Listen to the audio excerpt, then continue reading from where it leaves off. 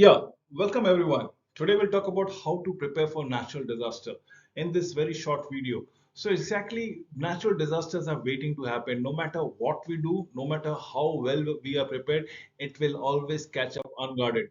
Disaster, it's a serious disruptions of functioning of society as the normal way of life that we are used to living, causing a widespread of human, material, environmental losses, which exceeds the ability for the affected community to cope up with its own resources. It is beyond the capability of forget a human being, but also of the community to recover immediately. So it's an extreme disruption of the functioning of the society per se. Hazard, any phenomena, any substance, or perhaps even any situation which has the due potential to cause disruption.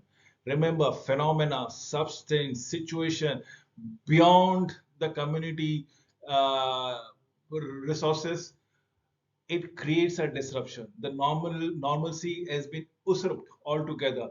There is a damage to the infrastructure, services to the people, to the properties, to the environment. In short, this is what I call as a hazard. Anything that disrupt abruptly without taking into consideration, and probably they are beyond the resources and capabilities of the community to handle at a go. Capacity is the resources and the skills of the people which you have, which you possess, the facilities, the resources, the expertise, what a community has, what it can mobilize, what it can access to have a more control over shaping their future. When I say their future, is the community's future. When I say community's future, can community cope up with the disaster risk? That is what capacity is all about it. Vulnerability is a concept which describes factors or constraint of economic, social, physical, and geographical nature, which reduces the ability of community to prepare for and cope with the impact of the hazard as on when on basis. This is of very vital importance that one needs to keep a tap upon it. Vulnerabilities, risk, the probability of negative consequences, negative incidents, negative events which may arise abruptly, which might catch a person, a community off guard. That is when hazard interact. This is what vulnerability is all about it. This is where people, property, and environment is at risk, and that is what risk is all about. Now, if there is a risk, if there is a vulnerability, if there can be a capacity that can be built around it, if there is a disaster, if there is a hazard, can we constrain it? Can we reduce the risk measures? There are various activities, probably projects and programs that the communities may identify after assessing and analyzing the risks that they face. These measures are specifically intended to reduce the current risk and prevent future risk in the community. Probably yes, if you are living in a earthquake prone zone, you need to build earthquake resistant infrastructure. If you are living in a flood prone zone, you need to go for embankment of rivers, probably seas, probably the water bodies around here. Now, that will mitigate to a certain extent. Now, these are nothing but risk reduction measures. Disasters risk.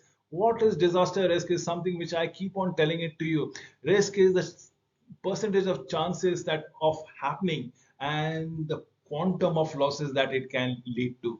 That is your risk. Chances of likelihood of suffering harm and loss as a result of hazardous event closely depends upon the exposure of a person or a community to a hazard. I just gave you two examples of an earthquake or a flood. Natural disaster are we talking around in this video. Also defined as the probability of harmful consequences and the expected loss resulting from interaction between natural and human induced hazard and vulnerable condition thereby. May also depend on the exposure of the consequences. Definitely, yes. The uncertainty thereby, the potential deviation that it can be happen, what you have planned for, and what kind of quantum of disaster that has struck.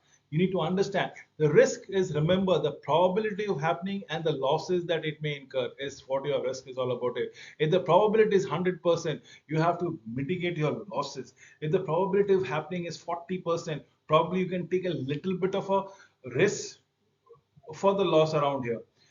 Now that is what risk is all about it. What about the disaster risk? Disaster risk is the element of hazardness, element of exposures, and the vulnerability that the community possesses. This hazard times element of exposure times vulnerability is what we are looking forward to. Risk, the anticipated or potential consequences of specific hazard interacting with the specific community at a specific time. Combination of probability and a consequences or outcome for the community if exposed to hazard results from interactions and three functions, namely hazard, vulnerability, and exposure. What is your exposure? What are the how vulnerable you are and what kind of hazard can strike? Also, the function of probability of remember, disaster risk is at the local and the community level. It is understood the likelihood of a particular hazard happening, chances of it happening, the probability of it is happening, and what quantum of consequences that it is going to have make happen to the people and property. So remember, disaster risk is basically nothing but hazard times vulnerability divided by capacity. That is what we want to go around here. This is what we are looking into it.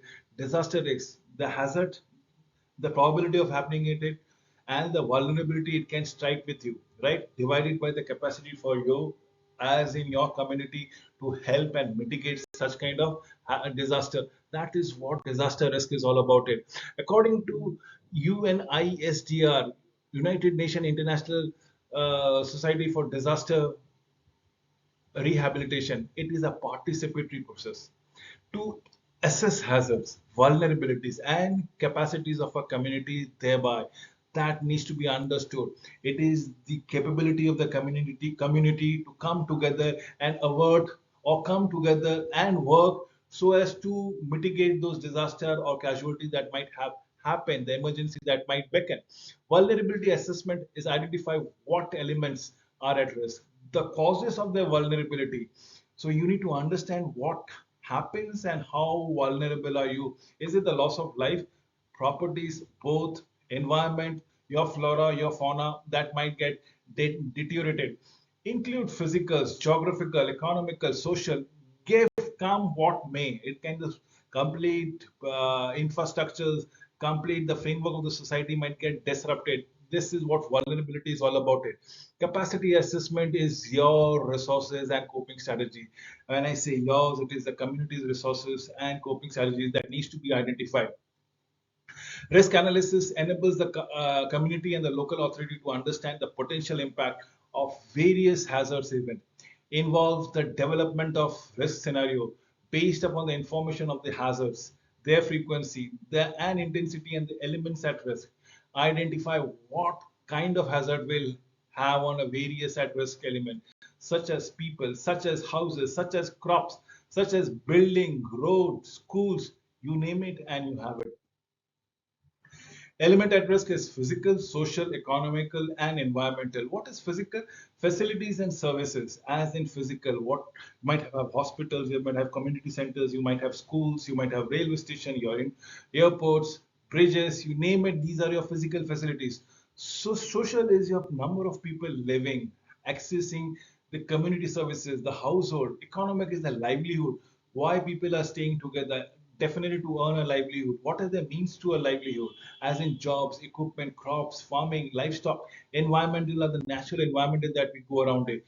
Now, as a community, as an element of risk, how do we go around? Geographically, a cluster of household, a small village neighborhood is a community. People with similar experiences, shared heritage, shared culture, people of particular interest, ethnic groups are community. People from same kind of economic background as in farmer, fish folks, business folks are community. Group that can affect, assist and mitigate the hazard, probably reduce the vulnerability. This is what communities as such is all about it.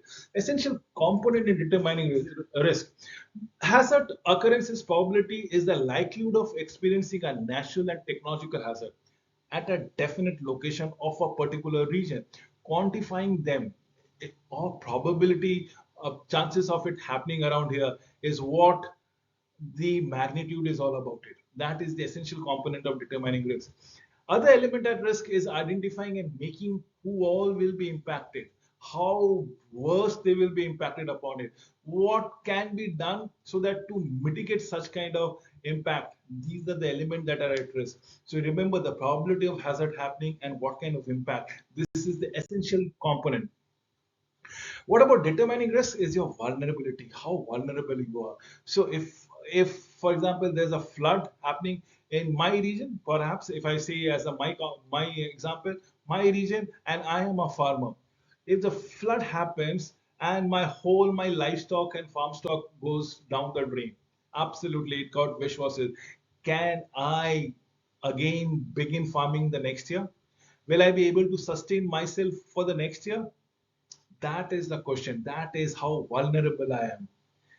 That will tell it to you. This is what effect is happening in the society on the economic profile of the community. That is vulnerability. It's the relationship between severity of hazards, impact, and degree of damage caused.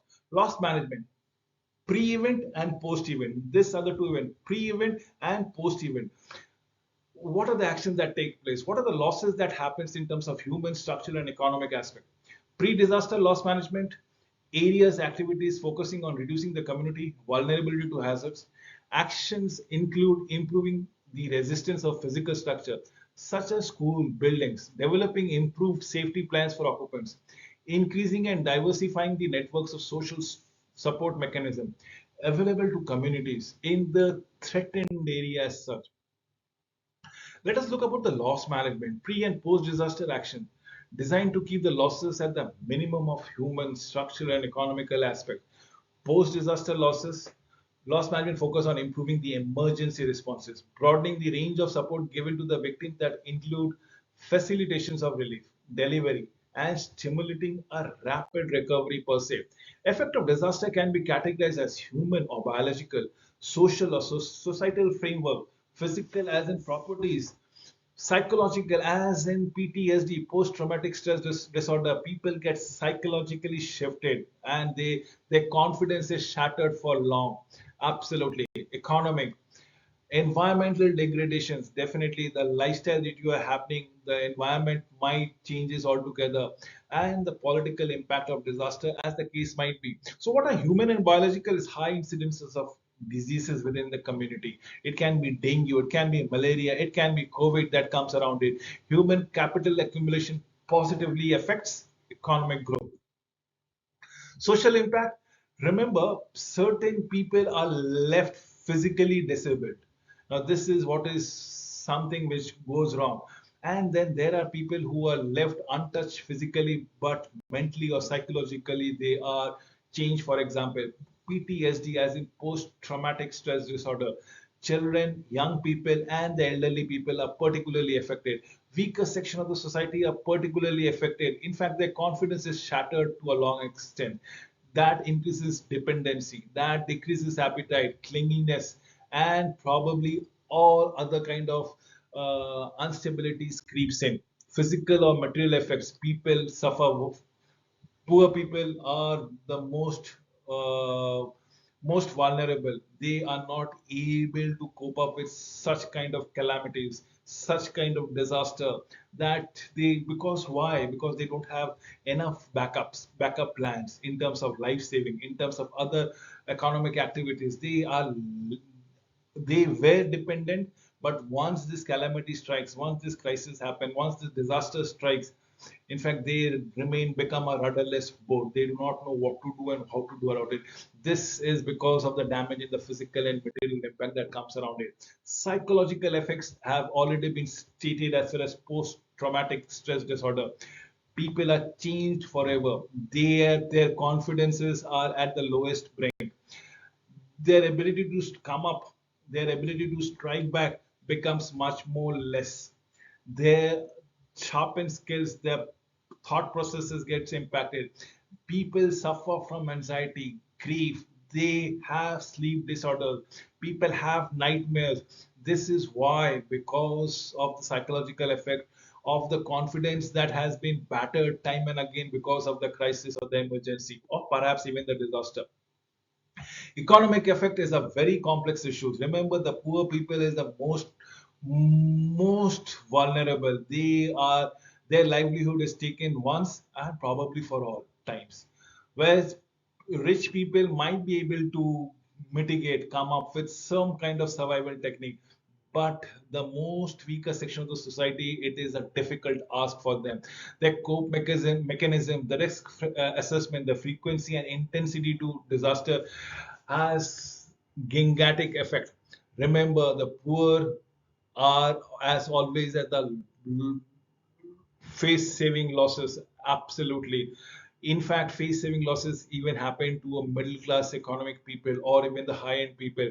Why? Because their livelihood changes, this pattern changes, and this forces a lot of unwarranted activities in the society, like child labor, prostitution, criminal activities, and whatnot. So economic effect is what we are going about it. SDGs or Sustainable Development Goals, because of the disaster, because of the crisis, because of the emergencies, come what may, whatever the requirement, the recovery plan has to be made in such a fashion that it is sustainable development. Every section of the society gets a chance to relive or upgrade itself again to the normalcy level. That might come with a direct cost in terms of physical damages, in terms of including a productive capital. The government, the federal government, the provincial government should give extend subsidy, should give an helping hand in terms of financial aids. Probably in terms of industrial plants, standing crop inventory, you need to make proper insurances and things should be there too for coping mechanism. Indirect costs are disruption of the flow of goods, the services, lower output from damaged and destroyed assets, disruption of basic services as in water, telecommunication, electricity that happens out there. These needs to be understood time and again. The last but not the least would be the political impact. What comes as an extreme shock is the political system of the country, wherein increasingly the citizen demands a lot of subsidies. Increasingly the citizen expect that the government is going to foot the bill, wherein increasingly the citizen shudders to take up the responsibility for their own well-being. Communities or probably countries that are devastated from disaster often experiences significant political turmoil soon afterwards, and that is the focal point that needs to be taken into consideration. With this, I come to an end of this video presentation. Thank you for watching this video till the end.